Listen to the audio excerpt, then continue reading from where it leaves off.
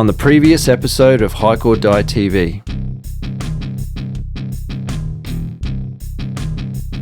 My dad and I quickly settle into the pace over the first half of our 4-day canoe adventure. We covered some good distance, but still had time to relax and soak up the beauty.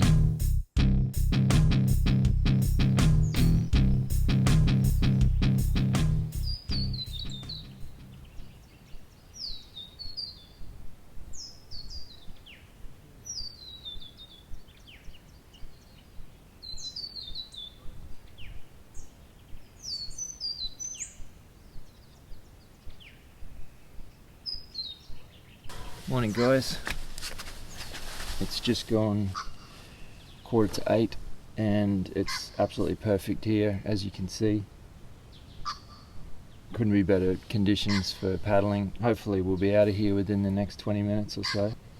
We've got a couple of hours paddling ahead of us, and then we're going to attempt a hike which I actually didn't complete last time I did this trip by myself because I ran out of time. So we're going to try and do that together today, which should be pretty exciting.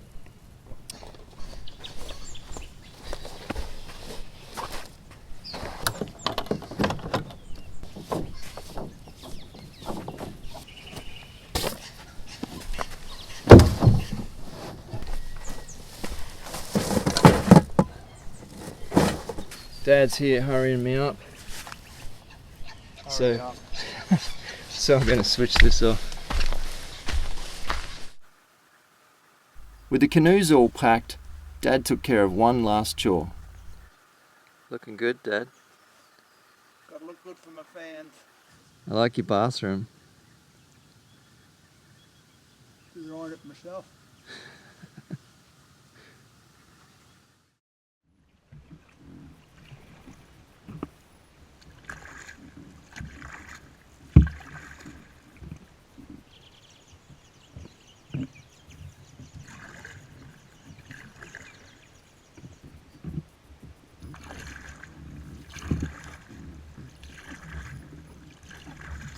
As we headed downstream in perfect conditions for the 3rd day in a row, it was looking like our luck was about to run out. The wind picked up and the clouds forming on the horizon were not looking promising at all. For us right now, setting up camp in the rain, or worse still, getting caught on the water in a storm, were two scenarios we really wanted to avoid.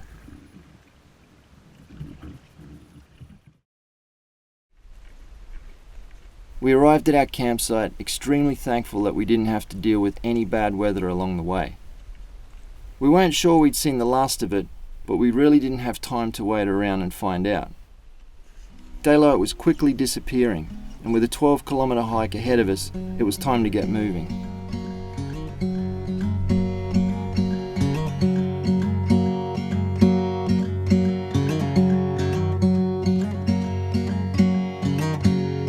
Watch the water wash away the way that I feel, and I'm lost in it again.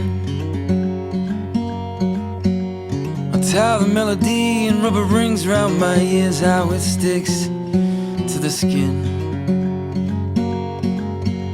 Circles around my home seem to defeat my own. For what is essentially just a giant patch of bare sand, this was pretty impressive and definitely worth the effort.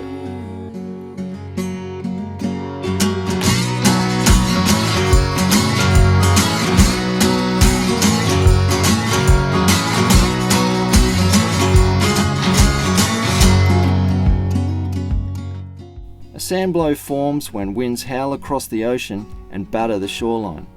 Eventually they break through a section of the forest floor, and so begins their path of destruction.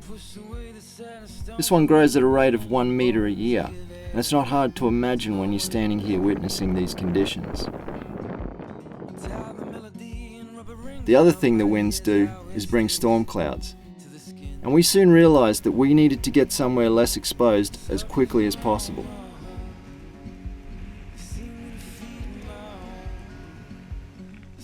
The clouds moved so fast that we didn't make it 10 minutes into our return journey before we were engulfed in rain.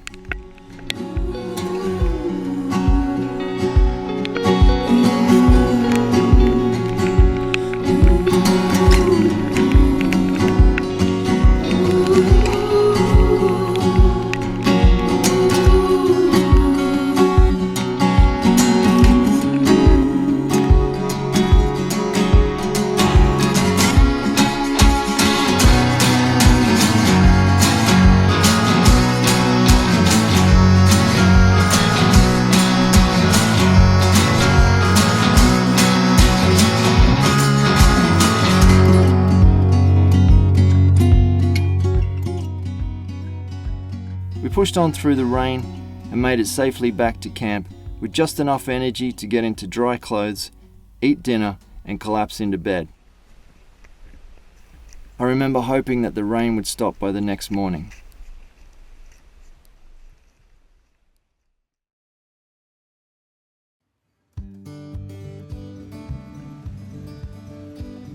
The rain didn't stop. In fact, it rained all night, and that made packing up camp more difficult than usual. The wind carried an unusual chill for that time of year and forced icy rain into our faces. I was getting the feeling that Mother Nature had given us such an easy ride up until now that she wanted to see us earn it back. Ain't I perfect? Ain't I swear? Looks like I'm going through hell today. My baby called me on the phone. She said I'm always home with her. Oh, I'm half a man, yeah, I'm half a man. All I own is in the palm of my hands, and I wanna swim, but I'm grazing sand, and I'm half a man without you. If I don't leave, I don't know what I'll do.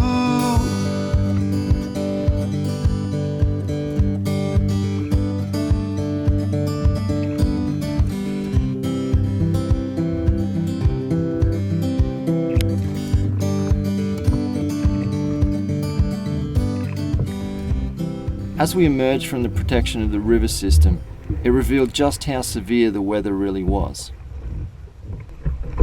For that reason, we stopped and took some time to assess the risks.